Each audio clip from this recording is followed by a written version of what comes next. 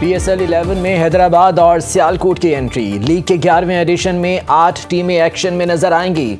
FKS ने PSL की 7वीं team 175 crore रुपए में खरीदी। टीम के नाम के लिए हैदराबाद का इंतखाब हुआ। 8वीं टीम ओजी डेवलपर्स ने 185 करोड़ में खरीद कर सियालकोट नाम रखा। PSL टीमों की नीलामी में 9 खरीदारों ने क्वालिफाई किया। 7वीं टीम की बोली 111 करोड़ रुपए से शुरू हुई और रिकॉर्ड 65 करोड़ रुपए का इजाफा हुआ। 8वीं टीम की बोली का आगाज 171 करोड़ से हुआ और 15 करोड़ इजाफे से 185 करोड़ पर इख्तिताम हुआ। कामयाब बोलियों की रकम दरअसल सालाना फीस है जो कामयाब मालिकान हर साल PCB को अदा करेंगे। बोली जीतने वाली फ्रेंचाइज को 10 बरस के लिए हुकूक दिए जाएंगे जो 2035 तक जारी रहेंगे। PSL 11 26 मार्च से 3 मई तक खेली जाएगी।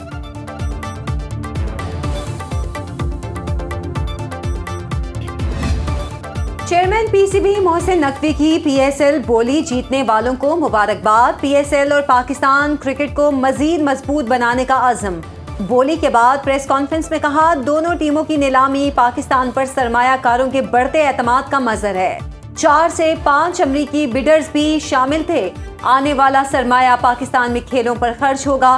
कामयाब बोली पर पूरी कौम, वजीर आजम और फील्ड मार्शल बहुत खुश हैं। कायम मुकाम अमरीकी सफीर नेटली बेकर ने PSL और पाकिस्तानी कौम को मुबारकबाद दी और कहा पाकिस्तान में अमरीकी सरमायाकारी हो रही है जिससे दोनों मुल्कों के ताल्लुकात मजबूत होंगे। हैदराबाद और सियालकोट के मालिकान का PSL को नई बुलंदियों पर ले जाने का आज़म। पाकिस्तानी नयाद फवाद सरवर ने कहा कि वो हैदराबाद में पैदा हुए, खुशी है अपने मुल्क और शहर के लिए कुछ कर पाए।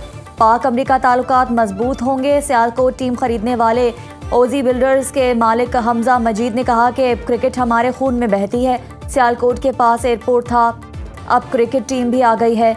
CEO Pakistan super league Salman Nasir का कहना था कि PSL ने 10 साल में कई संगे मील अबूर किए। लीग की कामयाबी में फ्रेंचाइज और स्पॉन्सर्स का किरदार अहम रहा। PSL 11 में शमूलियत पर हैदराबाद और सियालकोट के शहरी खुशी से निहाल। कराची की टीम होती थी, अब हैदराबाद की टीम आ रही है तो हैदराबाद की टीम हमारे लिए बहुत खुशी की बात है। पहले हम कराची को सपोर्ट करते थे, लाहौर को और दूसरी टीमों को सपोर्ट करते थे। इंशाल्लाह बहुत खुशी की बात है कि हमारे ताजिर भाई ने ये टीम खरीदी। PSL पहले भी बड़े शौक से देखते थे बट अब हम और मजीद शौक से देखेंगे क्योंकि उसमें सियालकोट की टीम शामिल हुई है। PSL में जो सियालकोट की टीम का लॉन्च हुआ ये हमें बड़ी खुशी हुई है और इंशाअल्लाह PSL हम पूरी सपोर्ट करेंगे सियालकोट की टीम को। अली तरीन PSL की नीलामी से आखिरी लम्हात में दस्तबरदार। एक्स पर पैगाम में कहा मुल्तान सुल्तान्स के साथ वाबस्तगी महज क्रिकेट तक महदूद नहीं, जनूबी पंजाब मेरे दिल के करीब और मेरा घर है। मुल्तान की टीम जब फरोख्त के लिए आएगी तो हम तैयार होंगे। अली तरीन की दस्तबरदारी के बाद PSL की नीलामी में 10 की बजाय 9 खरीदारों ने हिस्सा लिया। मोहसिन नकवी का कहना है कि PCB 11वें एडिशन के बाद मुल्तान सुल्तान्स की नीलामी का ख्वाहिशमंद है, जबकि फ्रेंचाइज मालिकान ने PSL 11 से पहले नीलामी का मुतालिबा किया है।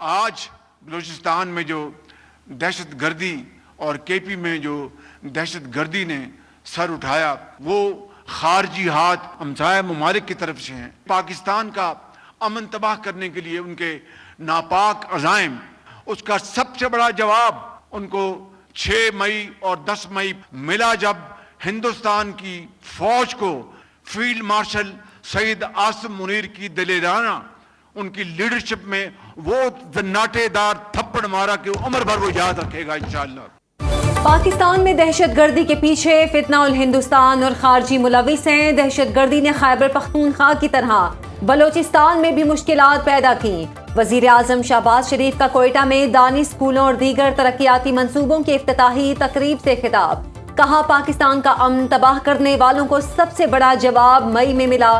फील्ड मार्शल आसिम मुनीर की क़यादत में भारत को जन्नाटेदार थप्पड़ मारा। मार का हक में भारत को ऐसा सबक सिखाया जो वो हमेशा याद रखेगा। दहशतगर्दी के खात्मे तक चैन से नहीं बैठेंगे। वज़ाइफ हों या लैपटॉप, तमाम स्कीमों में बलोचिस्तान का हिस्सा 10% ज्यादा रखा। अमायदीन और सियासी रहनुमाओं से गुफ्तगू करते हुए कहा नवाज शरीफ ने बलोचिस्तान की तरक्की के लिए जितनी कोशिश और मेहनत की शायद ही किसी और ने की हो।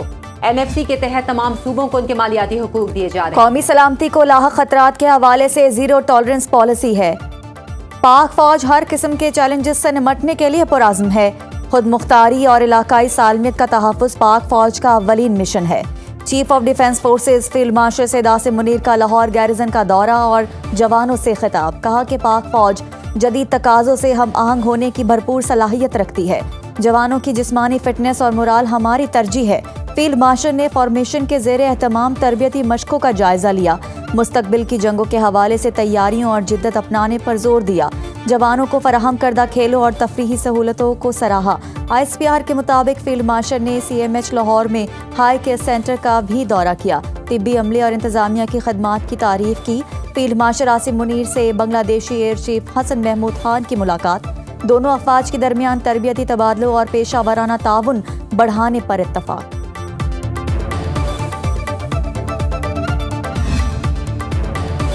Air chief marshal Zaheer Ahmed Babar Sidhu का सऊदी अरब का दौरा। पाकिस्तान और सऊदी अरब में दिफाई ताउन मजीद मजबूत बनाने पर इत्तफाक। ISPR के मुताबिक एयर चीफ की सऊदी फ़ज़ाइया के सरबराह और चीफ ऑफ जनरल स्टाफ से मुलाकात। फरीकैन का मुश्तरका तरबियत, ऑपरेशनल ताउन और पेशा वाराना महारत के तबादले पर जोर। दिफाई मुआहदा बाहमी एहतमाद और बरादराना ताल्लुकात की अलामत करार। पाक सऊदी स्ट्रेटेजिक शराकत दारी के मजीद फ़रोग़ के आज़म का यादा। एयर चीफ को रॉयल सऊदी एयरफोर्स ने गार्ड ऑफ ऑनर पेश किया। बांग्लादेशी एयरफोर्स के सरबराह air chief marshal Hasan Mahmood Khan की इस्लामाबाद में नेवल हेडक्वार्टर्स आमद। Naval chief admiral Naveed Ashraf से मुलाकात। दो तरफा उमूर पर तबादला ख्याल।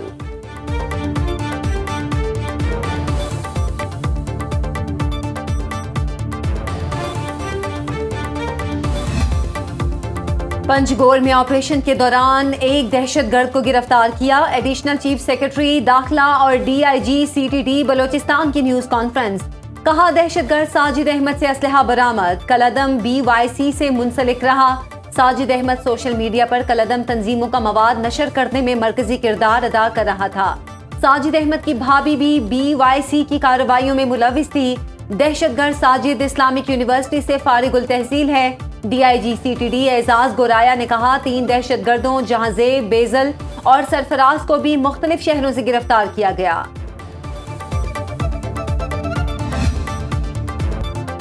दहशतगर्दी को हर हाल में जड़ से उखाड़ना होगा। PTI का हुकूमत से ताउन न करने की बात दुरुस्त नहीं। बैरिस्टर गौहर की न्यूज़ कॉन्फ्रेंस। कहा शुरू दिन से मौक़िफ़ रहा है कि दहशतगर्दी पर सियासत नहीं होनी चाहिए।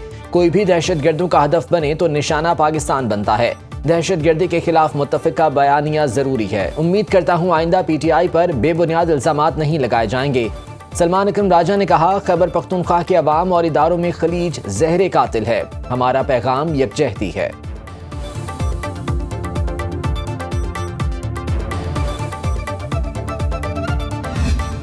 कई लोग मज़हब के नाम पर इस किस्म की उन्होंने एक फितना जो है वो उसको फ़रोग दिया और हमारे जो एहतजाज के नाम पे उन्होंने रियासत को यरगमाल बनाया।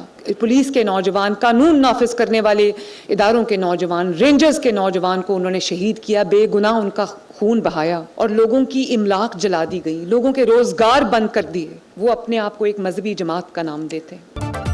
कई लोगों ने मजहब के नाम पर फितने को हवा दी। लोगों की अमलाक जला दी गई, रास्ते बंद किए गए।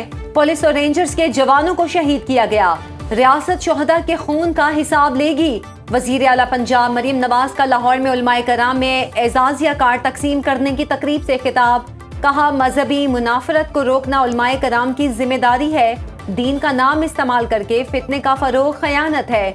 किसी फितने को पनपने की इजाजत नहीं देंगे। हर जालिम और माफिया के लिए पंजाब की जमीन तंग कर दी।